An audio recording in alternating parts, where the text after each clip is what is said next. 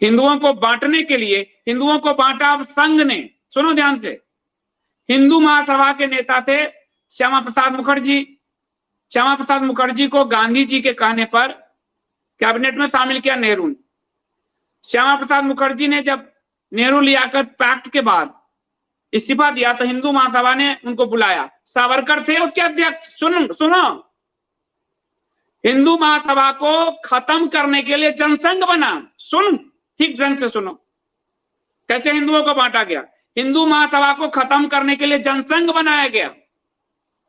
और जब प्रथम चुनाव हुए थे जवाहरलाल नेहरू को टक्कर देने के लिए, करपात्री जी की राम राज्य परिषद थी 12-24, अच्छी मतलब विपक्ष के अच्छे वोट उसको मिले थे, मेन विपक्ष के रूप में उभरी थी। उसको खत्म करने के लिए जनसंघ बना। हिंदू महासभा और राम राज्य परिषद दो को खत्म करके जनसंघ आगे बढ़ा और संघ आगे बढ़ा। उसके बाद संघ की साजिश को गोरखनाथ जी के जो पीठ से आते हैं महंत आदित्यनाथ, उनके गुरु दादा गुरु समझ रहे थे। इसलिए उन्होंने कभी भी जनसंघ के टिकट पे चुनाव नहीं लड़ा। और दिग्विजय नाथ ने कहा कि ये जो जनसंघ है ये कांग्रेस से भी खत्म है। ये दिग्विजय नाथ ने कहा, योगी आदित्यनाथ के दादा गुरु ने। और उस समय जो जो पद पे बैठे हुए मुस्लिम थे सबके नाम जो गिनवाए, वो नाम मैंने योगी वाली किताब में ही डाला है, उन्हीं से लेके। समझ में आ रहा सूरजकांत? सुनो ध्यान से। और उसके बाद वो पूरे दिन हिंदू महासभा के एक आदमी गरजता था हिंदू महासभा से और हिंदुओं के मुद्दे उठाता था। जनसंघ का इतिहास नहीं है कि हिंदू के मुद्दे उठाए उसने संसद में। महंत दिग्विजयनाथ उठाते थे। उसके बाद महंत आदित्यनाथ के जो गुरु हैं, उनका जब समय आया भाजपा के टिकट पे वो कभी चुनाव नहीं लड़े। महंत अवैधनाथ, भाजपा धोखेबाज है, वो ये कहते रहे कभी चुनाव नहीं लड़े। हिंदू महासभा पे चुनाव लड़े। पहली बार जब वो राम मंदिर मुद्दे पे चुनाव लड़ रहे थे तो भाजपा और वीपी सिंह की जो जनता दल थी, इसने मिलकर योगी आदित्यनाथ के गुरु को हराने के लिए कैंडिडेट दिया। हिंदू को तो भाजपा संघ ने, जनसंघ ने बांटा है, खत्म किया है। इसलिए कभी महंत दिग्विजयनाथ अवैधनाथ ने भरोसा नहीं किया इन पर।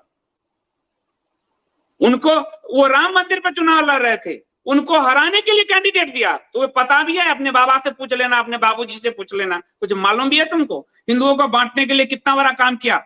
हिंदुओं को बांटने के लिए मंडल कमीशन पहली बार वाजपेयी और मोरारजी की सरकार लेके आई।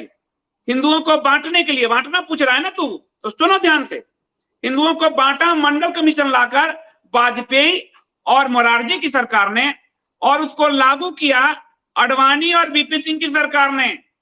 जिस अडवाणी की भाजपा ने 85 सांसद करीब वीपी सिंह को समर्थन दे रहे थे,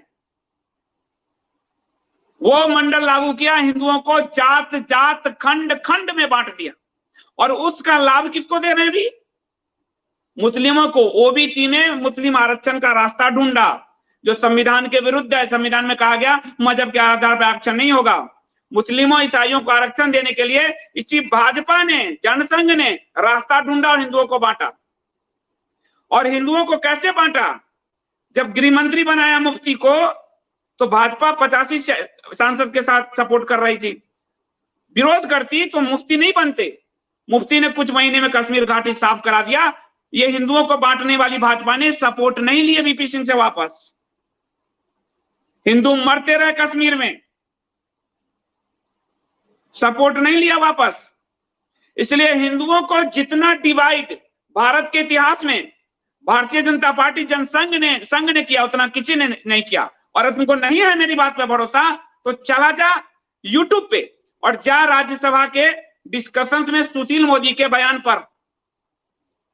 सुशील मोदी भाजपा के लीडर है ना बिहार से, जा उसके वीडियो देख कि कैसे हिंदुओं को बांटने के लिए जाति जाति में SC/ST एट्रोसिटी एक्ट हिंदुओं को बांटने वाली लागू कर किया वीपी सिंह और भाजपा की सरकार ने।